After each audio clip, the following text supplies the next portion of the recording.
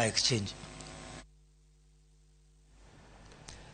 Jagoro maduong' bura mar UDA Clephas Malala oramo ni nyaka pedh paro mar chik mar omenda od bura kendo biro sire mondo sirkal oyud kaka choko osuru mabiro chero uchumi mathurka.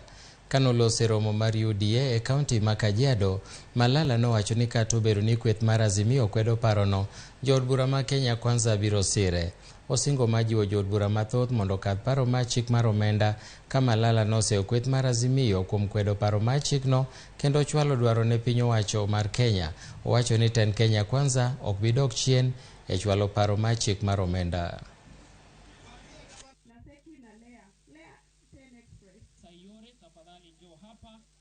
We cannot as Kenyans day in day out tukishinda tukilia tunaogopa. Lazima tuchukue mwelekeo, na mwelekeo unaotupenda sisi wote ni mwelekeo wa kupitisha finance bill ili hawa mahustlers tuweze kuwahesabu.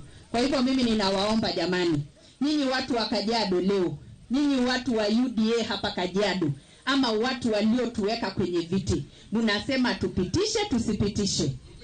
Tufanye aje? Hii mambo ilipita kitambo. Imebaki signature tu ya rais, hajatuambia siku. Najua hata wabunge wanajificha ficha.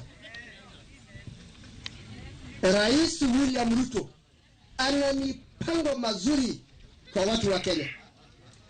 Hii imeshapita. Vile tulikuwa tumekaa hapa, tumeona Raila amepeana masharti. Amepeana masharti kwa William Ruto ati kwa siku 10 ati William Ruto akuwa amesijui withdraw finance bill, sijui William Ruto akuwa amefanya. Ningependa kuambia Raila kwamba William Ruto hata kula vitisho yako. Wewe endelea kuandamana, ukitaka kuandamana andamana, lakini rais wetu ataendelea kufanya kazi bila kushurutishwa, kwa sababu Wakenya hawa ndio walipigia rais. So we are not going to get into those ultimatum games with Raila Odinga. Sisi kama UDA tunaenda kupitisha hiyo budget. Kama Raila unataka budget ianguke, mobilize your numbers in parliament.